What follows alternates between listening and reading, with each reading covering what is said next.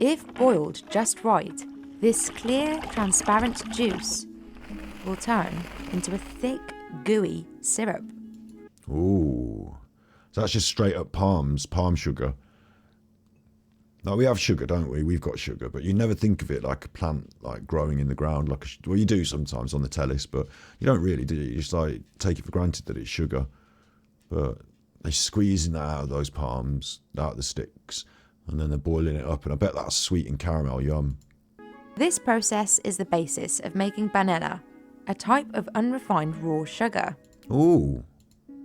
Panela is beloved in Colombia. Look at it. I bet it is. I bet it's, look. It's like a block of honey sweetness, isn't it? Like block of nice sweet. Colombia, where it's commonly consumed in place of processed white sugar. Good point, Lee. I'm actually hungry as well. I haven't had my dinners, but just thought we'd watch this for a little bit, like just a brain wipe. But this sweet nectar doesn't come cheap. In the US, it can cost 20 times more than white sugar. What?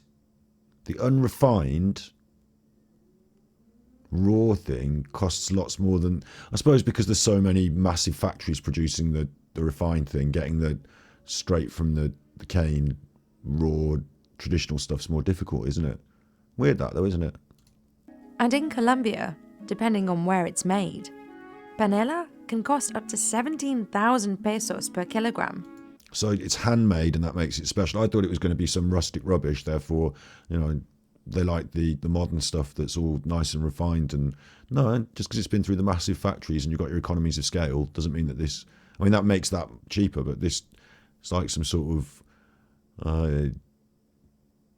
you know, I'm watching here the most expensive foods.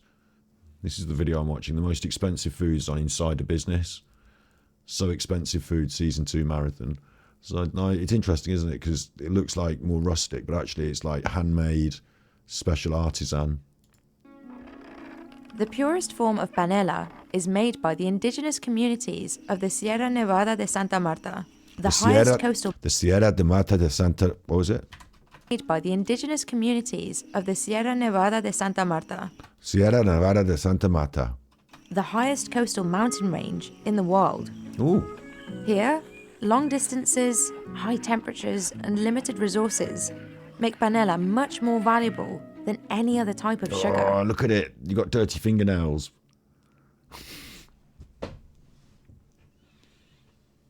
I'm going to be buying that for $40 a kilo or whatever. You got dirty fingernails. Come on. Come on. They need to sort that out a little bit. I mean, I do like the idea of it. And if I'd like to visit places like this and go there and try the panela. That would be nice. But I'd be thinking in the back of my mind, I hope the one with the dirty fingernails wasn't working that morning. And look at the state of the jacket. Look at the state of the sleeves. Like, you need to be clean and tidy at least a little bit. I know it's rustic. So, how is wild panela made? And is this what makes it so expensive? Of course, as it's like pure sugar, isn't that going to make it more difficult for bacteria to grow in it? Maybe it just like is its own preservative. What's this? That's dirty water. Oh, it's the sugarcane juice. So they're crushing up the sugarcane, and all these bits of shit and rubbish are coming with that. De puro agua de la caña. Y pues con eso es que nos tomamos y eso hace que nuestro cuerpo dé mucho más energía. Corpo, mia corpo. I recognise that from God entered into my body like a body the same size. Translated into Spanish. Digamos que nos endulzamos. It sweetens us. This is Antonio. He's a Corgi, Antonio. one of the 4 indigenous communities of the Sierra Nevada. I mean, it doesn't look that bad. Like, it looks like nice weather. It looks like churning that sugarcane through. I mean, there's a lot of labour involved, isn't there? But it doesn't look like that bad. Like, some jobs aren't that bad because you're chatting with your friends and, you know, doing things. It's all right. It looks all right. To make panela, Antonio uses a sugar mill made out of wood. El trapiche está construido de unos palos que es fino nada más para eso. Ese palo, árbol se llama nemaku. Using this mill is hard work. It takes 3 people to keep it running. Well, hard work in one aspect, in that the donkey's got to go round and round pushing that lever, but the one of you just has to walk with the donkey. The other one's got to feed the sticks in. I mean, it's not... 2 push the cane into the mill, while another one directs the mule that powers it. Mule. En todo caso, Poor donkey. pues todo es un poco dificultad. Tenemos que estar pendiente de lo que estamos haciendo, porque muchas veces el trapiche nos ha hecho, digamos, que daño. They said there's a lot of industrial accidents. Por el descuido, digamos, que estamos metiendo la caña. Some people have had their hands in there. I mean, I wonder if they still sold that lump of sugarcane soap with bits of finger in it. Ahí, y por el descuido le podemos meter la mano y moler con la mano, y eso sí es muy peligroso. You'd think. In order to extract sugar from the cane juice, Antonio and the others boil it, along with water. It took Antonio and the others 2 hours to extract enough sugarcane juice to fill this pot. 2 hours isn't bad. That's like, you know... So let's say you turn up for the morning. I don't know how you collect the sugarcane, whether you buy that in or whether you have to go in the morning and collect that. But let's say you start your shift. By like midway through your shift, you've got your pot full, like at least, haven't you? He uses dried sugarcane to fuel the fire. That's clever. That's clever. Waste not, want not. That's clever. Después de echarle ahí, toca esperar que se calienta y toda la suciedad, todos los que contienen, o sea, sucio, They skim it. se amonta arriba. Yeah, you get like a scum on the surface, a bit like when you're boiling tomatoes and you're going to skim all the scum off. Fair play. I mean, it depends how warm it is and how hot it is in the day. Like if you're stood next to that big fiery bastard fire and skimming the scum, that might not be the favourite job. But you take it in turns, don't you? Para poder recogerla.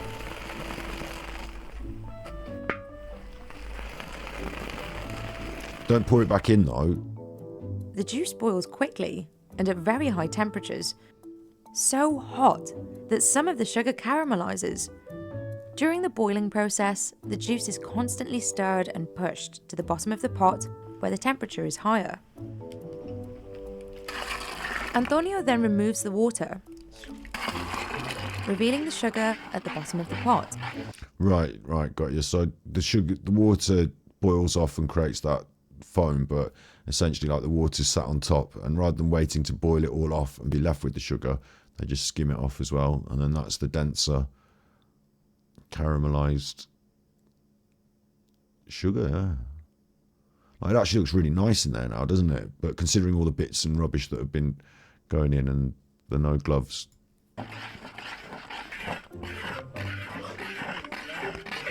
At this stage, when the sugar has a thick, gooey texture, Looks like THC. it is called honey. It looks like honey. Pues Honeys. es muy dulce. It's really sweet. You didn't have to say that. I'm guessing. I did say it earlier as well. A big block of sweet. Obviously it's sweet, isn't it? Yeah. Delicioso, sabe. It's like toffee. Además es un poco gelatinoso y chicloso. Y pues se siente como esquesito. That's cool. Antonio scrapes it off and pours it into these molds where it will rest for a few hours and become panela. Milling sugarcane and boiling its juice like this preserves the molasses naturally present in the sugarcane, which is usually removed in refined white sugar or removed and added back in brown sugar. And you can just go and buy it, can't you? You can buy like a jar of molasses. It's like thick, sticky toffee sugar. Molasses gives the panela a more complex caramel flavour and makes it richer in minerals and vitamins. Yeah, But miss. this can only happen if the weather is right. Today, Right. I'd like to also know what they do with it, whether they use it as like a food additive, the way we use sugar, or whether they're like chowing down on chunks of that. the weather is a bit too hot, so the honey needs to be bottled and transported to another village at a higher altitude to harden correctly. What? Imagine understanding that as well. Imagine knowing that it's not hardening properly. Well, maybe we'd take it to the other village higher up where it's cooler and higher altitude.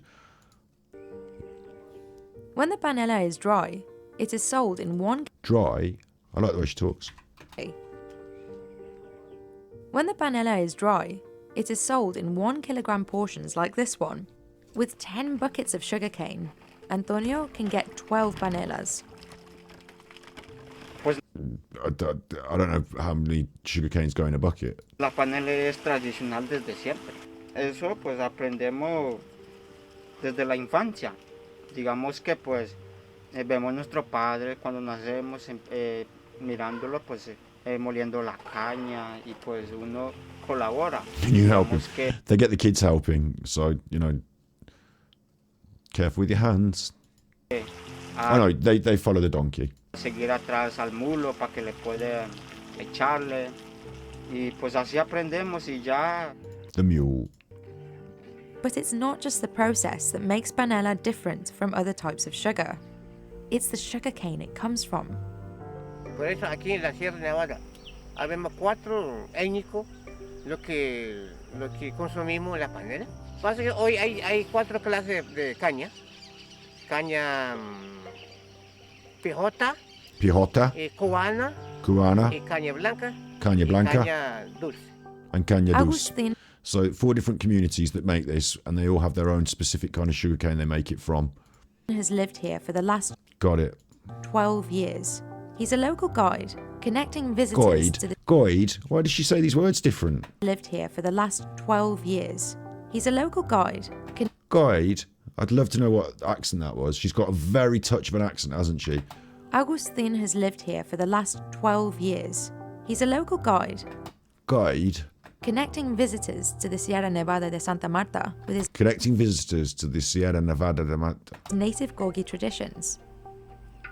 Y hay esto se llama caña blanca, Got it, yeah. químicamente separada. 100% natural. I'm expecting they're all going to be 100% natural, aren't they? Eso es puro natural, It's a sugarcane. si lo cultiva acá en la sierra. Y como este caña ya está hecho para sacar panela o miel. Yeah. Y no se puede cortar así como así. Tiene que limpiárselo así. Hay que limpiar. Usted, para que salga limpio la caña. Y ya está aquí cortado. Que esto hay que dejarlo para la próxima. Esto. Pues no puede cortar todo. No, hay que dejar siempre uno como 5 cañas así, como este tamaño. White sugarcane is native to this area of the Sierra Nevada and is what the Corgi community uses for its panela. As he harvests, Agustin also selects the best seeds to make new plants. Esto para So it's chill, it's sustainable. Like, it's not, I thought it was going to, I mean, I don't know what a day's work involves. I mean, maybe it's just showing us around. Maybe you have to be out there in the blazing heat chopping down loads of these, but it seems like it's pretty chill, pretty sustainable. Like, you go out, you select 1 or 2, 3 or 4 here and there, rather than going out and ploughing down the whole field. sembrar. Esa es la siembra. Lo que dejó hecho. Big up said, on YouTube later, no, but we'll take a look in what the idiot man is doing. Just take a look in, we'll dip in and dip out here. Para la semilla. O sea, para desplantarlo. Es la semilla. Aquí lo nace. O sea, yo corto así. 1, 2, 3, 4. Yo tengo, o sea, aquí hasta aquí. Corto como 3 pedazos esto. Lo siembro para que lo nazca. It takes a whole year for sugarcane to grow, and it heavily depends on the weather. While farmed varieties can rely on a constant supply of Varieties. Where is this word? Where are her voice words coming from? She's like deliberately learned how to speak without the accent, but it just comes through sometimes. It takes a whole year for sugarcane to grow, and it heavily depends on the weather. While farmed varieties can rely on a constant supply of water, the sugarcane here in the Sierra Nevada relies on rivers, rainfall, and meltwater from ice caps, making them high in fibre but low in sugar. Look at him just eating it. That's your fucking profit, that is. Get that in the machine. Stop eating it. Farmed varieties, on the other hand, yield more sugar, but are low in fibre. The sugarcane here is also very fragile, and proximity to other plants may kill it. Si yo marco con la coca, con la tabaco, si lo corto la caña, comienza a secar, o viene la gusano o comején. Sí, porque el tabaco muy venenoso con ese mata. When So they sort of cultivate it, but in a really sort of, like, it looks like it's just forest floor, doesn't it? But they're keeping other plants at bay, making sure that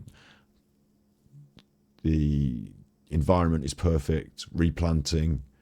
Like, it's definitely farming, isn't it? But it seems like a very laid back way. It's not like they've just cleared the land and said, right, we're planting 100,000 sugar canes, let's harvest them all next year, yum.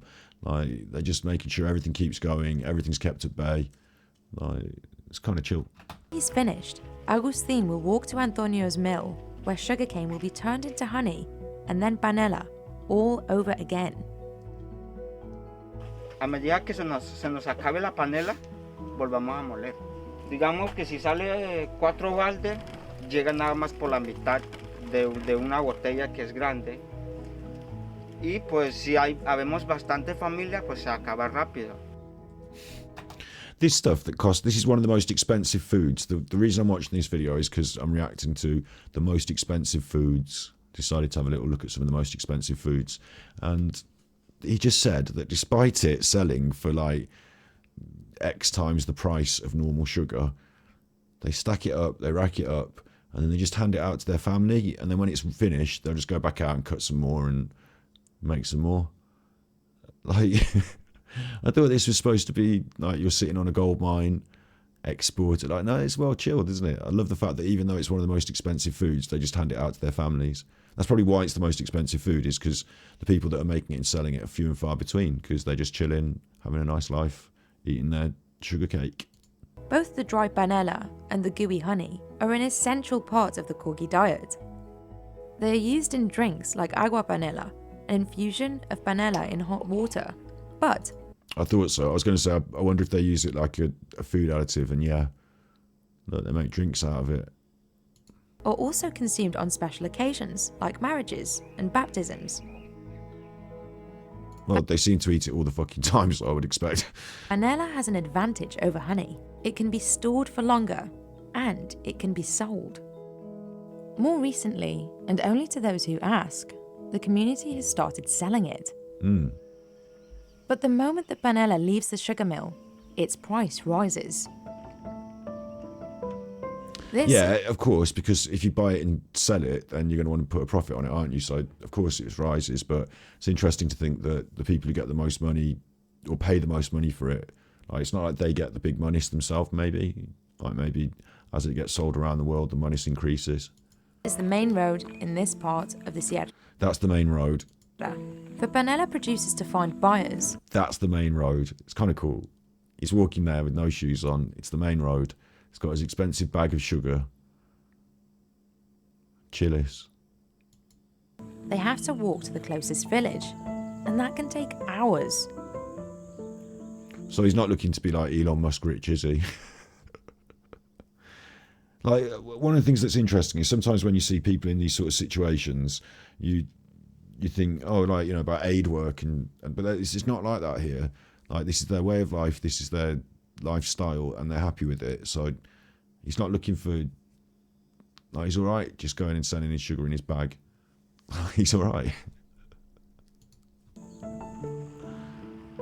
Going for his long walk. Viene de diferentes lugares, distancia una de 10 horas, de 6 horas, de 1 hora, así. O sea, no vive así, cercano. The nearest village to Agustin and Antonio is 2 hours away on foot. Para nosotros en bajo precio. O sea, 10 panelas está, o 20 panelas está a 25,000 pesos. Y de acá afuera está 100,000 pesos por la caja. In town, this panela can cost up to 17,000 pesos per kilogram. What's that in? That's more than 4 times the price of panela made from But what is it in money? In money, I can understand. What is it in, dollars or pounds, please? farmed sugarcane. But these high prices are exactly what the community wants. In the last few years, the indigenous communities of the Sierra Nevada de Santa Marta have worked hard to market their product fairly and invest in better infrastructure. The Arhuaco, another one of these 4 communities, has partnered with the UN Wait, was that the better infrastructure? Is this the new main road? The Arhuaco, another one of these 4 communities, But they don't necessarily want big tarmac roads going up there, do they? Because then it brings the trucks and then it brings the log in or something. I don't know.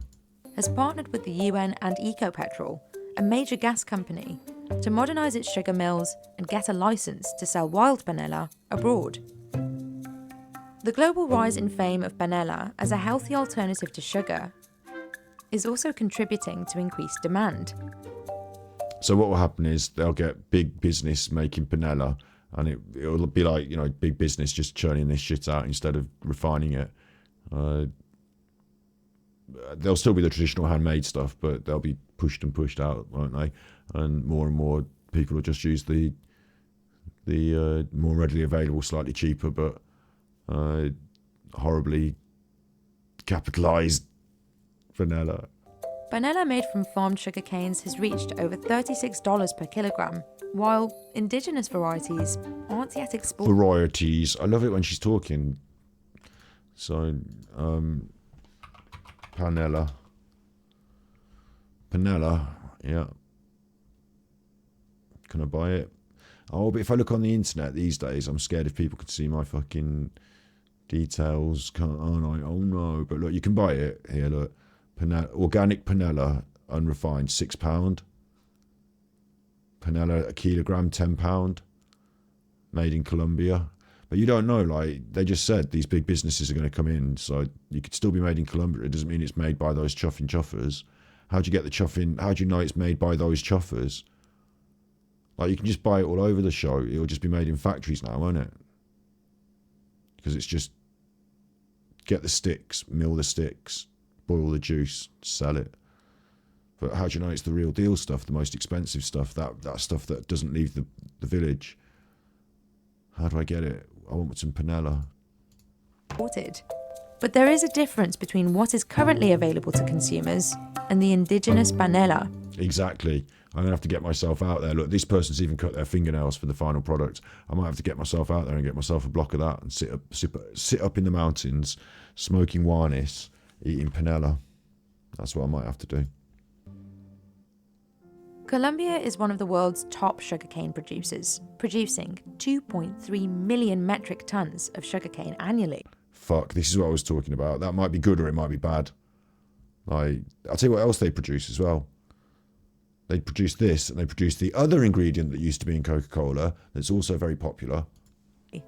Drugs. Most sugarcane is farmed Drugs, in giant yum. monoculture plantations Drugs, yum. and needs excessive amounts of water to survive. Water. According to the UN, sugarcane requires more water than any other crop to reach maturity, more than soy and maize. Bad. In the last decade, sugarcane has also been used to make ethanol, which is considered an important biofuel. Good.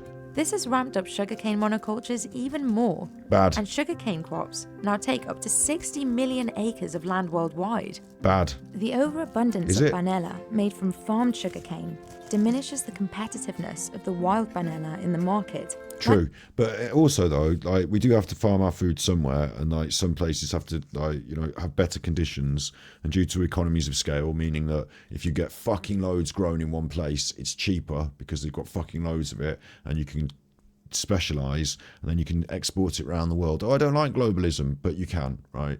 And so that's how we get all our food. So I'm not completely against like farming per se. I do think that smaller, more localized food chains might be a good idea to be. In fact, what I'm saying might be. What's going on there? Who's this? Russell Brand? Are you talking about Russell Brand? Andy. Yeah, I'll have a look in a minute. And he is on in a minute. Angry Alan is, yeah. I'm just going to finish this and just finish the thing, my react to it. So I suppose I'm just boring you by just rambling on about economics. But like, yeah, sugarcane production, like food, I think we should have small, to avoid market shocks, we do need to have small local food chains that are sustainable in any setting. But also, because we love food all around the world, we should then be able to export those smaller, more local production things around the world. So we need every place that's a specialist in something needs to also try, probably, and do a bit more and export it around the world, but not to the extent where we start destroying ecosystems. That's where it goes too far. So I guess we need limits. And like we saw when the COVID happened, like if our global food production chains break down, then we're in the shit. So smaller local producers are still very, very required and valued, aren't they? Like the one Antonio and Agustin use here in the Sierra Nevada. Debemos recuperar, o sea, ¿para qué? Para que no perdamos esa la panela propia, porque es nuestra tradición, la cultura.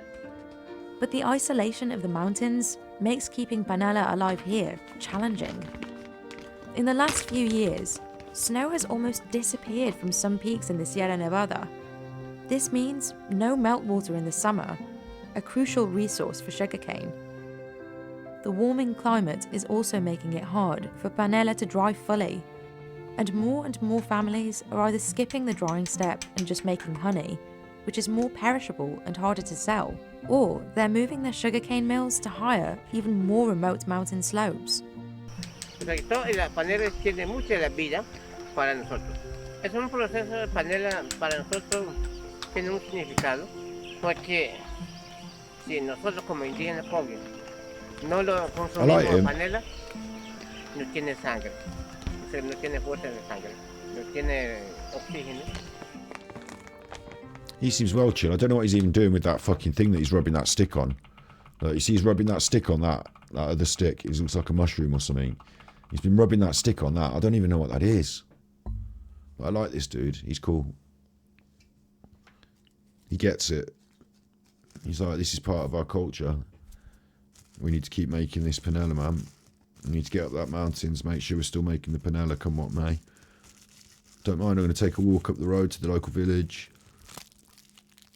I bet they have weed up there as well. I bet they got smoking, growing weed up there. Chillis, man. Chill. And, you know, I didn't remember exactly where they were making this, which country it was. But the whole South American diet of, like, corn, beans, pulses, like, you know, there's a lot of veganism in that. Fruits, mushrooms, there's a lot of veganism in it.